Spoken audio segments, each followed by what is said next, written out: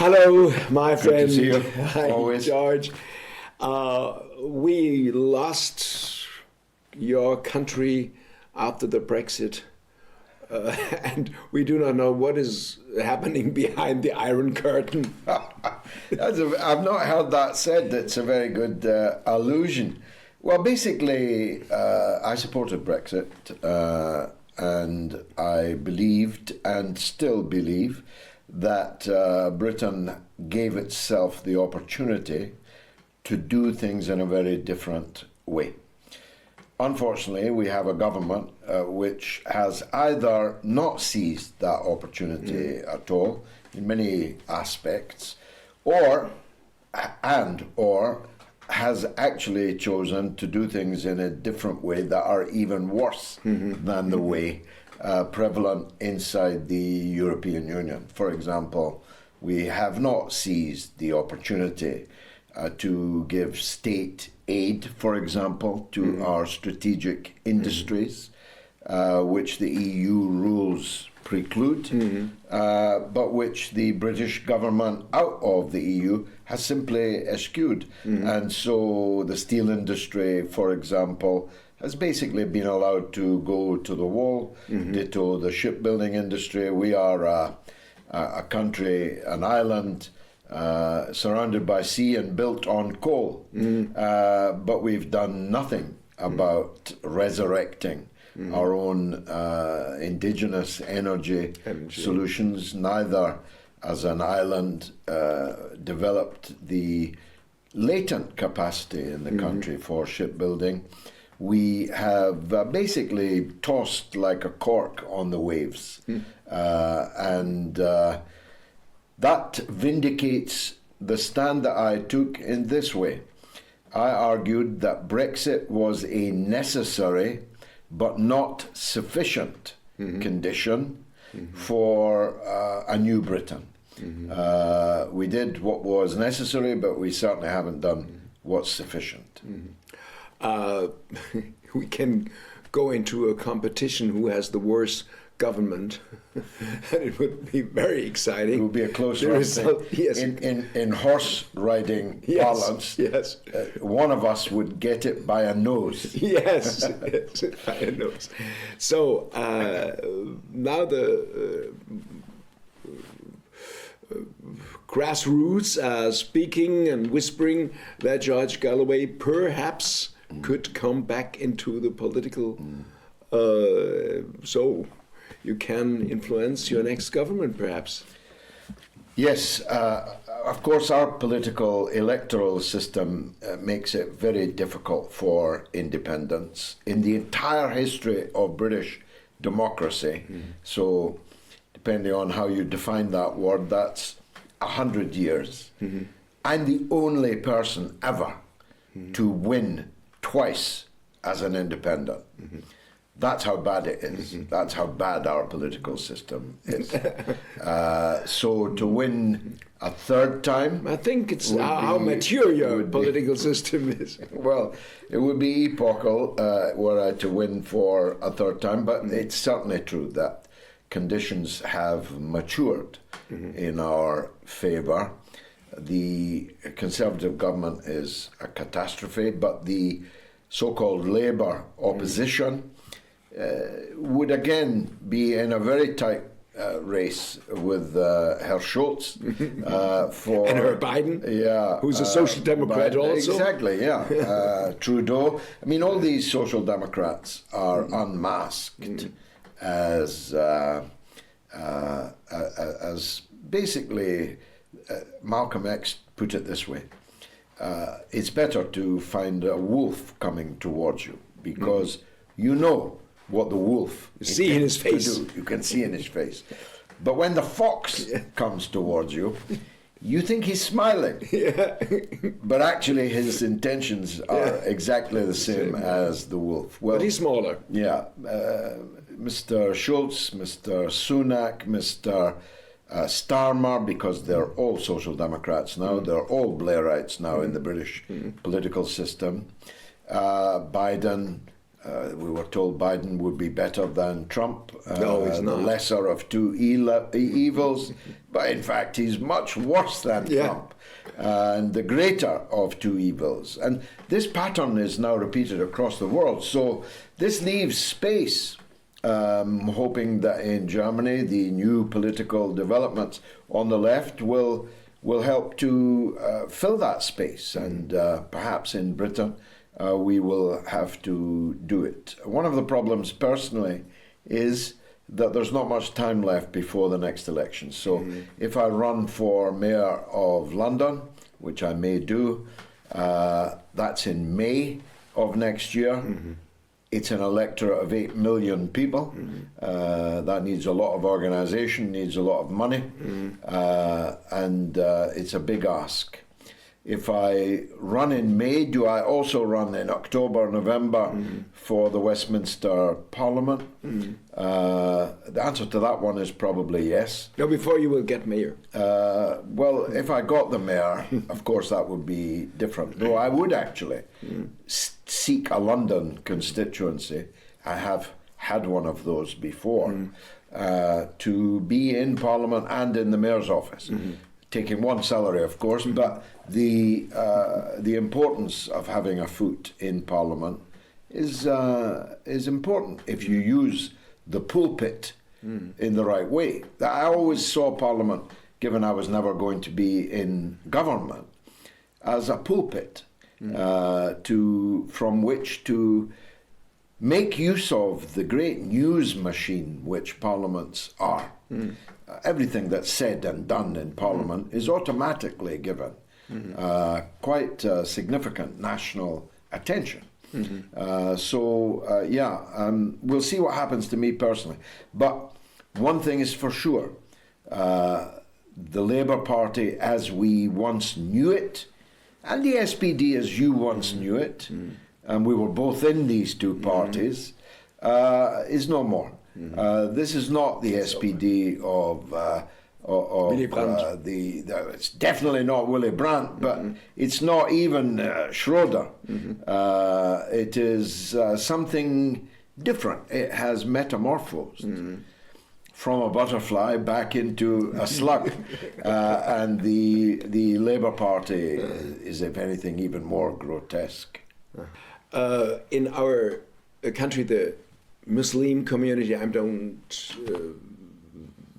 not speaking about the Hamas fans or some Islamic State IS fans, but the community of the believing people of that other religion slowly wake up, very slowly, because there are social workers, there are secret services, there are police, so putting a big pressure on them all the time.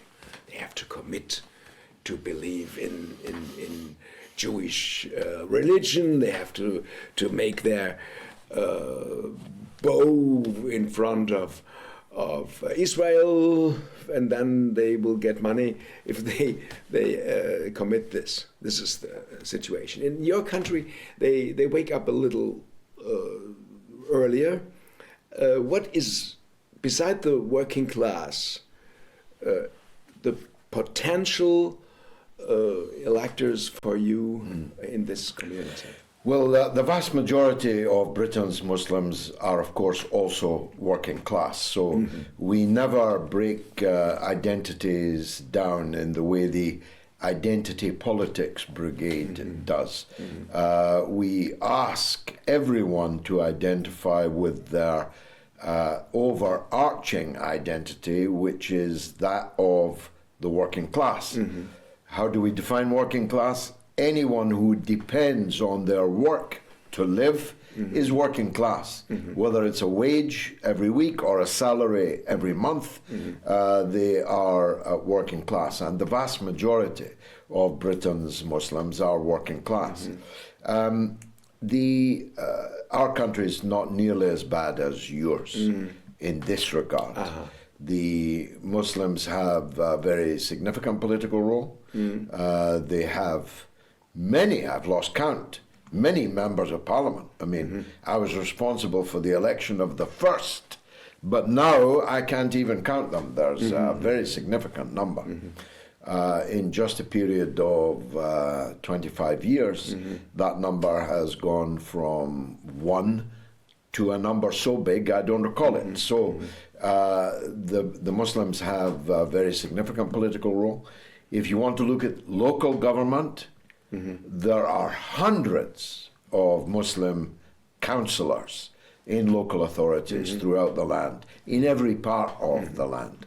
So they play a significant role in British politics and therefore cannot be the subject of the same repression which exists here in Germany. I'm sorry if that offends anyone, but to demand someone pledge allegiance to not the state, but another state, if you're going to become a citizen, is, well, quite absurd apart from anything else. But there's nothing like that in Britain. Of course, quite properly, there is security service surveillance of Islamist extremists who might become the purveyors of terrorist acts. Of course, any state has to defend itself against violent people who wish to harm others, innocent people. But the great majority of Muslims are out and proud and active.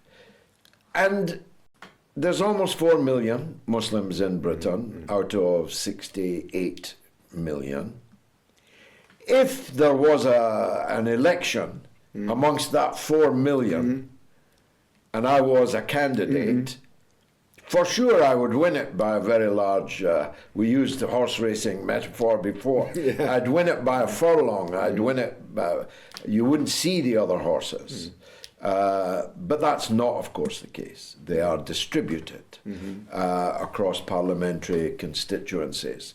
But in 50 constituencies, precisely 50, the number of Muslim voters is greater than the majority enjoyed by the sitting Member of Parliament. In other words, if all the Muslims vote one way, that Member of Parliament falls.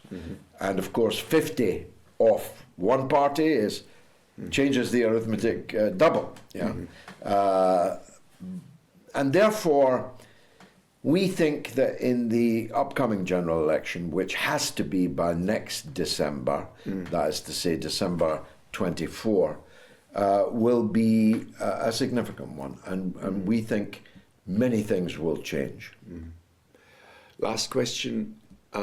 If you discuss in Germany about the center of the Gaza conflict, I think that in many questions they are divided and they are discussing, is it we called only a mass murder? Is it total people's defeat or murdering? What is the word in the genocide? Yeah, genocide. Is it genocide? They're discussing. Our friend Norman Page, professor for scientist for international law, is speaking about genocide. Other people have only mass murder. But this is not the problem. In one point, they are all confused. What could be the solution? What could be the solution? We know that there are triple steps between Iran and Saudi Arabia. We know that Syria was accepted again in the Arabia Liga. We know that Russian and Chinese foreign policy arranged something between Syria and Turkey. But these triple steps have no result in the inner Gaza conflict. What could be, in your opinion? Well, before we talk about a solution, we have to talk about a cessation of the fire. Otherwise, there'll be no Palestinians left to have a solution, except the millions who live around the world and around the region, and many in Germany. I've been in 3 taxis in a very short time here, all driven by Palestinians. So there are Palestinians everywhere. But if the Gaza population is either killed or driven out of the territory altogether, or a mixture of both, then we'll be in a very different world thereafter, and not a good one. Not a good one. Not good for Israel, not good for any of us. And not for Egypt. No, neither for Egypt, a catastrophe for Jordan, and the security situation in the world will become very, very unstable everywhere. So we must cease the fire. But the Russians are right, and the Chinese are right, when they say there needs to be rapid progress to a political solution, or this cycle is going to endlessly continue. Now, I was very close to President Arafat for many decades. I was like a son to him. I traveled all over the world with him. And I supported the Oslo Agreement because of him. And he won the Nobel Prize for it. Israel just bulldozed his statue in Gaza. No one even reported it. The two-state solution foreseen by the Oslo Agreement is 30 years ago. Imagine. You make an agreement to have a two-state solution, and 30 years later, not one square centimeter has been liberated. So when people say they want to resurrect the two-state solution, I don't know how they're going to do that, how they're going to force Israel to live up to what it signed up to in the Oslo Agreement. Don't forget that the Prime Minister Rabin was assassinated by Netanyahu supporters for the Oslo Agreement. I don't know how they're going to force Israel to implement that. I don't know demographically, topographically, how it is possible, because in that 30 years, almost 1 million new illegal settlers have built, they call them settlements, but I want you to know they're like Beverly Hills. They're not, it's not roll-top wagons and wooden shacks. These settlements are high-rise, with swimming pools, sprinklers. I mean, this is very, very big real estate. And almost 1 million new settlers are there. But if you can do it, if you can have this two-state solution agreed at Oslo, please, go ahead. But I have very grave doubts as to whether that can ever be done. And therefore, my own preference is for a one state called IsraelPalestine. Israel-Palestine. Or you could call it the Holy Land. It can have a special status in the world, like the Vatican, the Holy Land, or Israel-Palestine, where everyone, Christian, Jew, Muslim, lives as an equal citizen under the law. Now, you may say, that's very, very utopian, far away, and so on. My view is it's not any more far away than the two-state solution. And therefore, why argue for something that is an inferior solution rather than the better solution? But I think the truth is, you and I will be long dead before this conflict is resolved, if it ever is. Thank you so much, George Galloway. And even if we change our name into Dem auf Deutsch from Modes auf Deutsch, we always be remembering modes and what you've done, and with which you much success and great.